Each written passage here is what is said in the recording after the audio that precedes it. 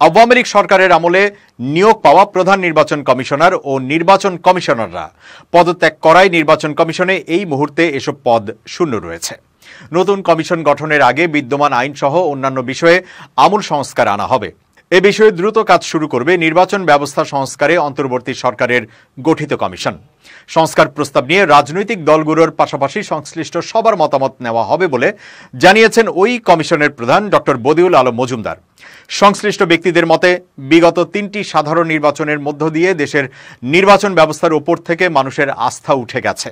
আওয়ামী লীগ সরকারের আমলে অনুষ্ঠিত ওই 3 জাতীয় সংসদ নির্বাচন আয়োজনে ছিল রকিব, হুদা ও আউয়াল কমিশন।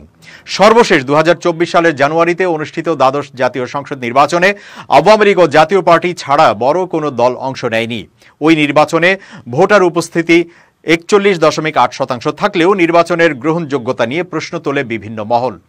এমন পরিস্থিতিতে গত 5 আগস্ট সাবেক সরকারের প্রধান শেখ হাসিনা দেশ ছাড়ার পর নির্বাচন কমিশনের কর্মকর্তাদের পদত্যাগের দাবি ওঠে। গত 5 সেপ্টেম্বর পদত্যাগ করেন সিইসি কাজী হাবিবুল আউয়াল ও কমিশনাররা। পুরো কমিশন একযোগে পদত্যাগ করায় সাংবিধানিক এই প্রতিষ্ঠানে শূন্যতা সৃষ্টি হয়েছে। তবে এই মুহূর্তে নতুন ইসি গঠন করছে না অন্তর্বর্তী সরকার। সরকার নতুন কমিশন গঠনের আগে প্রয়োজনীয় সংস্কার করতে চায়।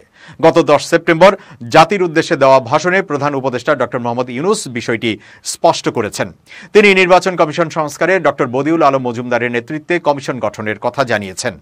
সংশ্লিষ্ট সূত্রগুলো জানায় ওই কমিশন আগামী 1 অক্টোবর থেকে আনুষ্ঠানিকভাবে কাজ শুরু করবে। এর আগে কমিশনের অন্য সদস্যদের অন্তর্ভুক্ত করা হবে। কমিশনের সদস্য হিসেবে সংশ্লিষ্ট বিশেষজ্ঞ, সরকার ও ছাত্রদের প্রতিনিধিরা থাকবেন। এই কমিশন সংশ্লিষ্ট আইন, বিধিবিধান ও অন্য বিষয়গুলো যাচাই বাছাই করে খসড়া প্রস্তাব প্রণয়ন করবে। তারা নির্বাচন ইস্যুতে সক্রিয় সংগঠন, সাবেক নির্বাচন কমিশনার ও বিশেষজ্ঞদের মতামত গ্রহণ করবে।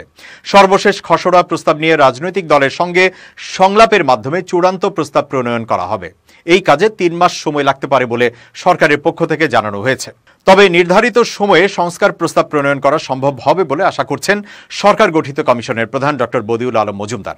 তিনি বলেন, অবাধ, সুষ্ঠু ও গ্রহণযোগ্য নির্বাচনের জন্য আমাদের পুরো নির্বাচন ব্যবস্থা ঢেলে সাজাতে হবে।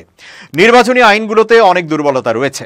এসব দুর্বলতা দূর করতে প্রয়োজনীয় সংশোধনী আনতে হবে। নির্বাচন কমিশন গঠনের ক্ষেত্রে বর্তমান ব্যবস্থায় যিনি ক্ষমতায় থাকবেন তিনি যাকে খুশি তাকে নিয়োগ দিতে পারেন, এটা বন্ধ করতে হবে।